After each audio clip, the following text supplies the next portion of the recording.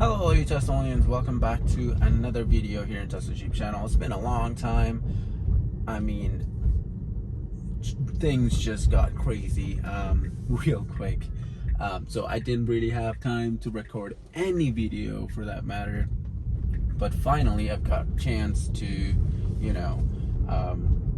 have some me time and record some videos, and here I am. So the first video that I want to do after this long freaking break, I promise it won't happen again. It might, but I'm so sorry.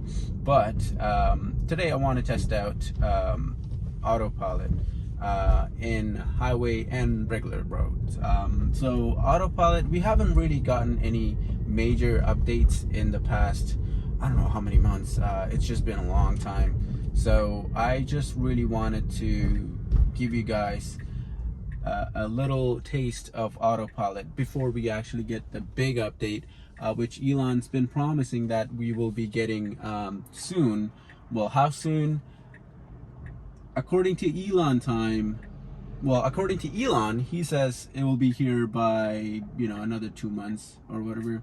But if you actually, add up the Elon time, you'd be looking around like 2022, beginning of 2022, or winter. That's when I think that we would actually get full self-driving, at least here in Canada. In the US, I feel like they're gonna get the button in like I don't know, in like a month time. But at least here in Canada, I believe we won't get it anytime soon. But we're not here for the button yet. We still need to wait for the button. But what we are here is for this Autopilot. Yesterday I was in heavy traffic here in Toronto. If you are from Toronto, you know Toronto traffic is getting worse. Like, it's as worse as LA traffic.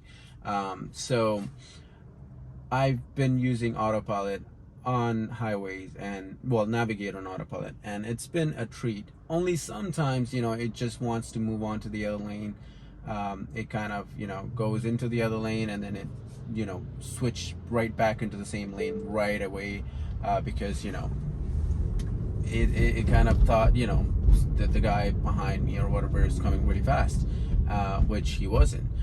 Yes, Autopilot can be a little, it drives like a stoner sometimes, but most of the time it drives just perfect.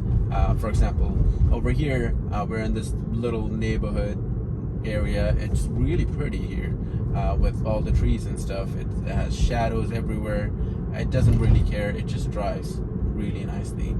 Again, we will be switching back to, well, not back. We will be switching to radarless, well, vision-based Autopilot system. When we do, car will not get confused. Right now the car gets confused because radar tells the car something, and then the vision tells the car something else, and it just gets, mismatched, and it just get confused a lot. But right now we are on, radar and vision combined, so the car will get confused. Right now it sees this, pedestrian thing as like a stop sign, and, well, the red lights, and it kind of slowed down a little, not too much, but it will kind of annoy the person right behind me. So they need to improve on that. There's a vehicle right here. Is it gonna go around? Nope, it gave up. It sounded the alarm and I had to take over. I let it go for a while, but it just didn't want to go. Let's put it back in Autopilot. As you can see, on this side there's the bike lane. It's actually kind of, thinking where to go, but now, okay, now it's on this one. I did need to confirm for that green light because the car was right in front of me, so yeah. But let's increase the speed. So we are gonna go 10 over the speed limit, which everybody else goes 15 even sometimes here in Toronto. But 10 over, we're in kilometers, by the way. If you're not from Canada, let's move. This is only, okay, that's perfect. This is beauty. So I didn't realize that lane is turning left until the last minute. I turned on the signal, and right away it started moving, and it also recognized that the light was turning amber, so it kind of slowed down. So it was really, really good. Let's confirm. Again, the pickup here is kind of slow. Like, I would personally, like, me personally, I pick up really fast, and I come to a slow, like, stop really, really slowly. That's how I drive. Most people pick up, you know, slow and then come to a stop aggressively, but I'm the opposite. I pick up like hell on wheels, and then I stop really gently, because I like that acceleration, but I don't like that deceleration too much, you know. And there's a biker right here. It actually slowed down a little. Is it gonna give him a lot of space? It doesn't even care. It just knows that there's a biker and this is the lane. It just goes on it. But from the autopilot, well, the full self-driving beta, it actually gives plenty of space for the bikers and pedestrians and everybody. Even if they're right on the road, it actually moves over the line to, you know, pass over them. It's really, really good, especially the vision based one. They do have their kings and their you know, mistakes, and it makes mistakes obviously, but it's not as crazy as the regular autopilot, which I have right here. This autopilot makes mistakes like a child. It sometimes drives like it just, you know, smoke weed for a whole afternoon, and then it just wants to drive. That's how it drives sometimes. But sometimes, again, it drives really, really nicely. Now we're following this car right in front of us. It's a single lane, so it just, you know, goes. Again, I would highly recommend you guys to keep your hands on the wheel. I can't stress this enough. Yes, take it off once in a while, you know, to, you know, do whatever. Like, you want to scratch yourself, take your hands off and start crashing yourself, but put your hands back on, because autopilot is not perfect. Most of the time, whenever I take my family out, I'm like, my foot is almost on the thing, especially on like local roads like that. My foot is not on the brakes, because autopilot knows when it needs to brake. It's actually like aggressive on braking. Like, if it sees somebody is about to like move away, or the car in front of me, like, you know, press the brake a little bit, it slams on the brake because it doesn't want to get into an accident. That's a good thing. But what it does more annoyingly is that it pressed the brake quite often for no reason whatsoever. Especially, let's say you're going straight and then you see a you know, traffic sign or four-way, and somebody's turning left.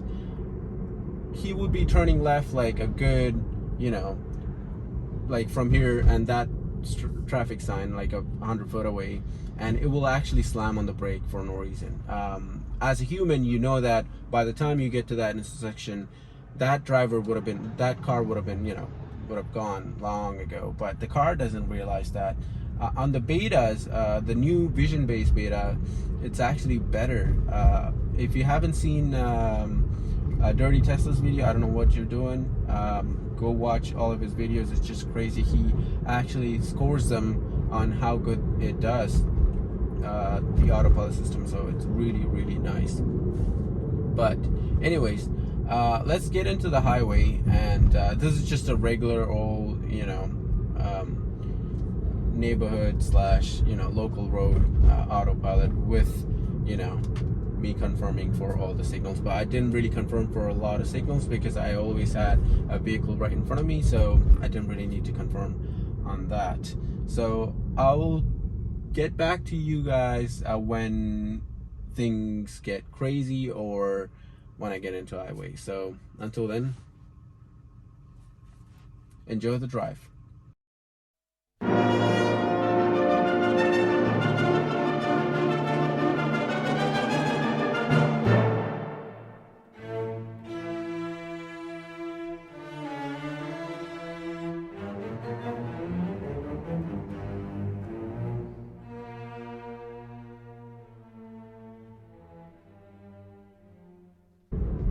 Okay, so I want to talk to y'all about one more thing, which someone else commented too. Oh, here we go. What are you gonna do? Pretty close, and it slammed on the brake for no reason. See, that's what I'm talking about. It slams on the brake for no reason. It didn't really have to slam on the brake. The cone was like almost like on the line, but again, this pickup too, like it's really slow. It should actually like predict that, hey, he's gonna move in this amount of time. I need to accelerate this much in order to, you know, go past him on time. But anyways, what I was gonna talk to y'all about, a person actually commented, I forgot their name, but what they asked me was, how was the doors? Because I've been complaining that my door's been making this noise whenever I open and close, click click noise.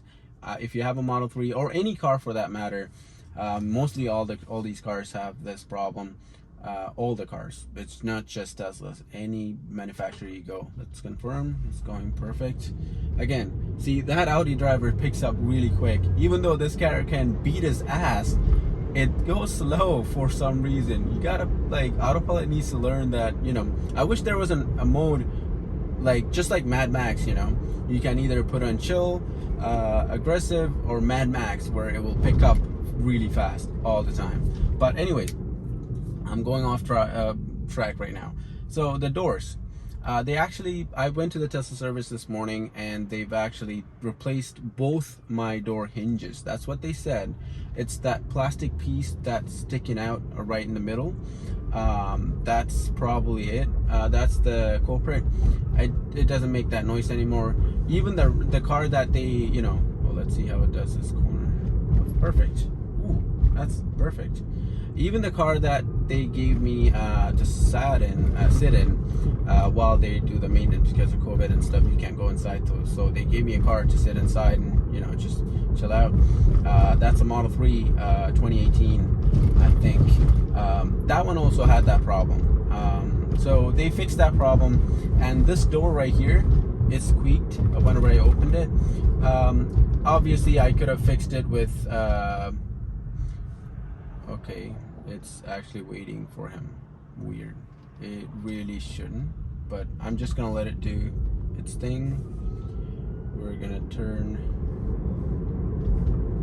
right here. Yep. All right, it's doing good so far. Okay, here's the thing. We need to change to the right lane because the left lane is closing. So let's put on the signal and let's see if it, you know, does anything. So let's also move the distance to 1. Let's see what it does. But yeah, they also, like, I could have just put some WD-40 in it, but I don't know where to put the WD-40 where the noise was exactly coming from, and I didn't want to take it apart. I love taking stuff apart, but I didn't want to do it here. So anyways, okay, is it gonna move? I had to press the accelerator a little bit. Oops. I'm so sorry, guys. I am so sorry. Okay, I kind of moved it a little bit too far, but the car was gonna move, just trust me. The car was actually moving in. It had enough space. The back Honda driver actually gave me space instead of giving me a Honda bump. Good job. If you don't know Honda bump, go watch Wham Bam Tesla Cam. Awesome channel. But anyways, they did put some WD-40. I actually told the guy, hey, I'm pretty sure you guys can just fix it with the WD-40, and he just smiled and went. And I got into my car after they fixed everything, and I smelled WD-40.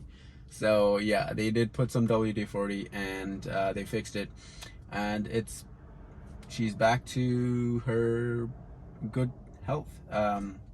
Again, these little issues that you have with your Tesla, it's nothing compared to what you would have in other gasoline cars, where you have to, your engine light will come on for no reason.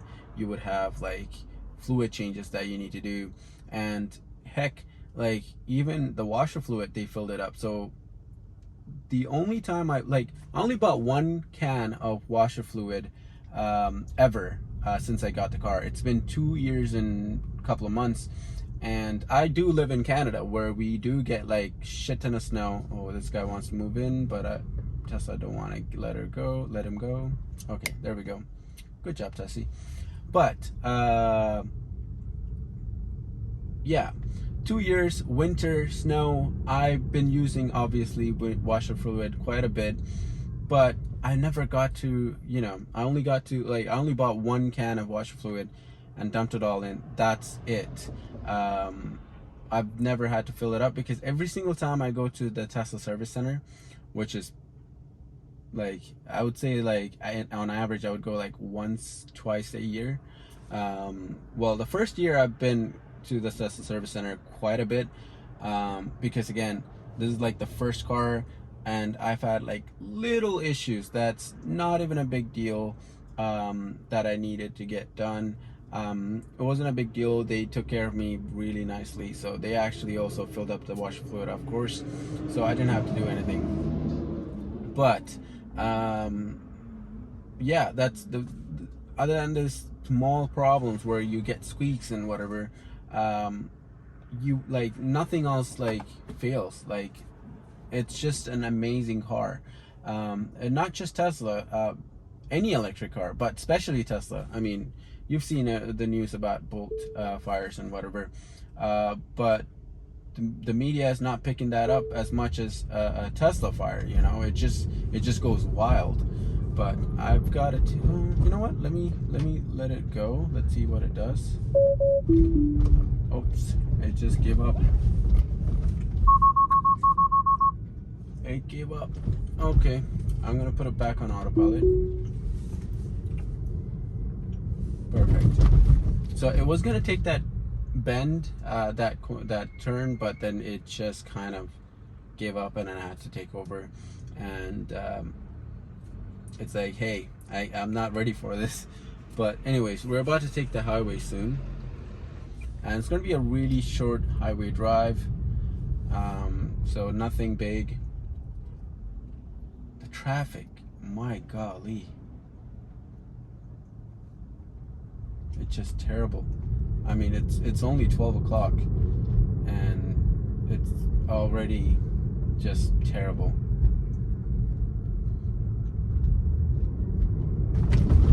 So I kept the follow distance 1 this time. Obviously I would change that when we get to highway. Right now I'll just keep it at 1. So recently I've been actually changing the follow distance quite a bit. So now we need to move to the other lane.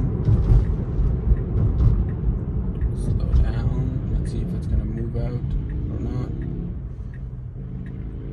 It's gonna move. Oops, nope. What is he doing?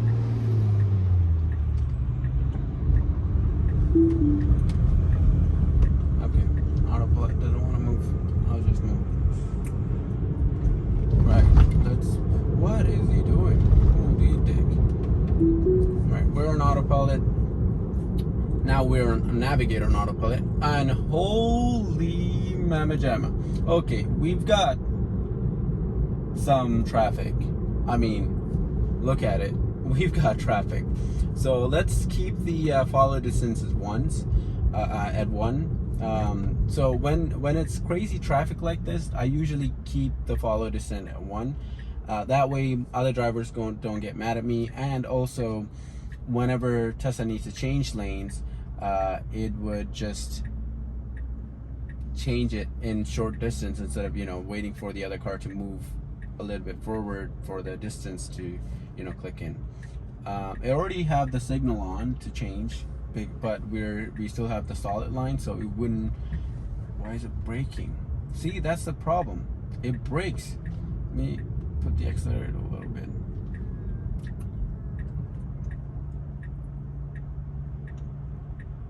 Is it gonna change? Is it gonna change? Come on, change. Okay, good job. It was kind of tricky. I understand, like, it's really tricky. Now here, it needs to go a little bit faster. Like, it's going 39. Like, once it starts moving, autopilot needs to, like, on slow speed, on fast. Like when autopilot is traveling really fast, it's perfectly fine. Now I'm gonna change the follow distance to 4 because we're going a little bit faster. So yeah, when it's traveling really slow, that's when autopilot kind of fails. Well, fails. It kind of, you know, trippy. It's like, hey, should I go this way, or like how fast should I go? Blah blah blah. It just kind of goes all over the place. Well, but when it's moving up to speed, autopilot, navigator on autopilot is just amazing. But again, on really slow traffic area where, like I told you guys, like yesterday I was going like 20 to like 5 kilometers an hour on a 100 zone. So during that time, autopilot just does magic. So see, that guy moved into me, moved into my lane. It put on the signal right away. There's a car right behind me. It's gonna let it pass, and it should move now, and perfect. See, like it just speeds up really quick. So when it's going up to speed, it does lane changes and speeding up perfectly. But when it's going slow, let's say the traffic, that the lane that you're on is standing still and it wants. Sorry guys, the camera got overheated because the temperature is only 23, but in the car, I don't know how it got overheated. But anyways, we've stopped recording, but not for too long. So again, it wants to change lane. It's like really inching forward. The other guy behind me, let me turn on the backup camera, it's not letting me through, and it should change now, and beauty. It's just lane changing on navigator on autopilot now. It's just so good. It's almost like a human, but sometimes it's just stubborn. It doesn't want to move. Like it would, like it picks a spot to change into, and then it would just stay there until the guy let me through, even though there's like plenty of spots in front.